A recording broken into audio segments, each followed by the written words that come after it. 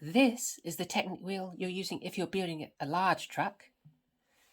And this is the wheel used if you're building the largest truck. No one really uses these. They're just too big and Lego can't take the strain.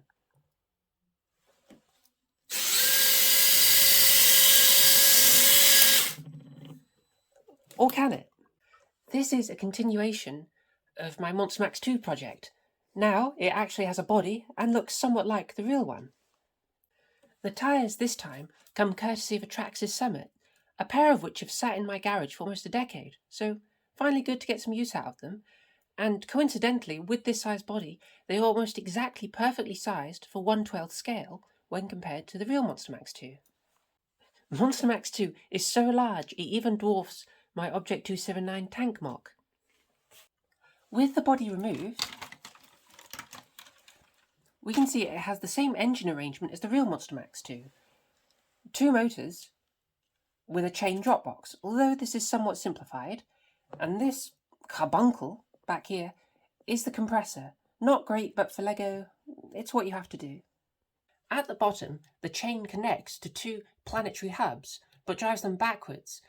Now this may seem strange because you want more torque at the wheels, not less, but this is because the Lego simply can't handle the torque. These CV joints would explode, and I've seen this firsthand.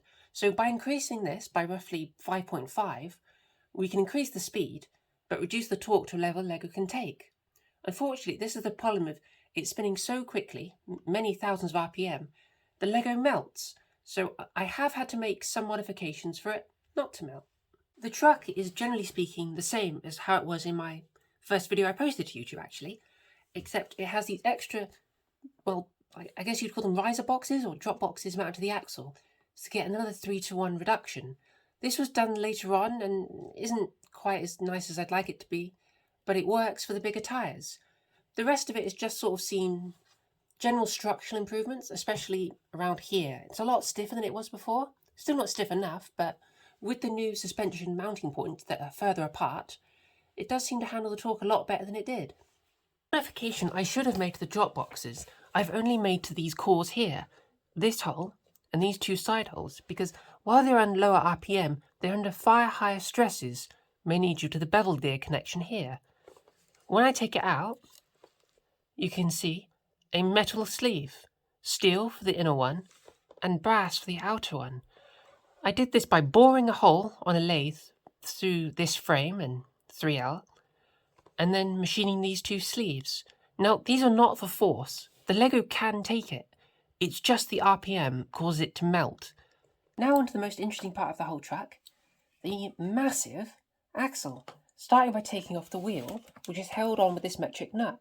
I did make a special tool, but I've lost it, so an old snap-on spanner does the job perfectly. Now we can remove the wheel.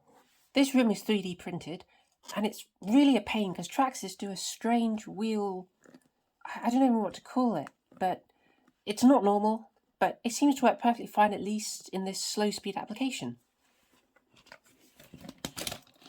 Removing the wheel, we see behind it a large ring gear with 3 studs. I found that you need 3 because 2 will straight up shatter from all the torque.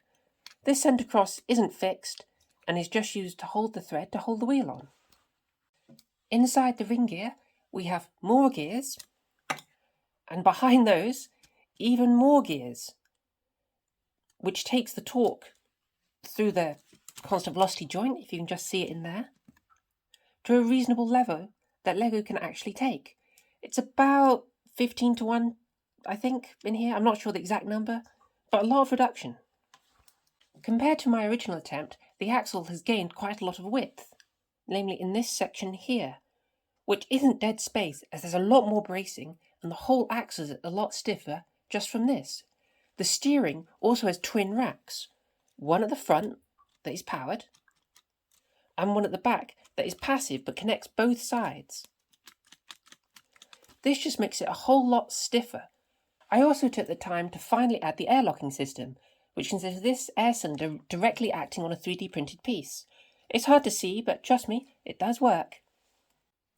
This actuator, well, I glued up its clutch for the smaller version of this truck, And when I came to rebuild it into this larger format, it was really bad, very gummy, about to break. So if you're wondering why in the video the steering's a bit hesitant, it's not because it doesn't have the power, it's because I'm just scared of this exploding.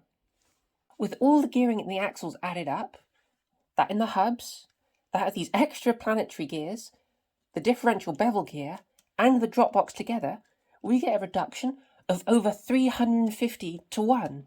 It's important to note a normal car is 5 to 10. Even Monstermax 2's ridiculous crane axles are only 30 to 1. Again, the size of this is just absurd. These really big Lego wheels, or at least by Lego standards, fit inside these wheels. Just the axle contains hundreds of pieces and 40 gears. I dread to think how much Lego would charge for just this. I'm not the best at bodies, but I think this one turned out okay, especially the front. And can you guess what model gave up its body panels for this? Now, if you're wondering why the suspension is attached to, well, essentially the anti-roll bar connections, that's because if I put on the shocks, well, here, where the axle would be, you'd have to create this huge Lego frame over the top that comes around. And Lego just isn't stiff enough for something that big. I'd like to try it in the future, but it would gain a lot of weight and just not be as good off-road. So while it may not be scale, certainly very interesting. The batteries, which are Buies 3.0 units, are mounted underneath the motors, almost inside the central cradle, which is where most of the strength of this truck comes from. In the video, you'll hear some clicking. Now, don't worry, that is not any of the gears skipping. That is just this chain, well, rustling against the frame. It's at such a high RPM and it's not the best tolerance, and it's fine. It doesn't sound too good, but it's fine. There is still room for a third generation of this truck, namely with these triple shocks I made that are powered by, well, a pullback motor, see, with gear racks, double rack and pinion suspension. So maybe one day, but for now, to the action shots.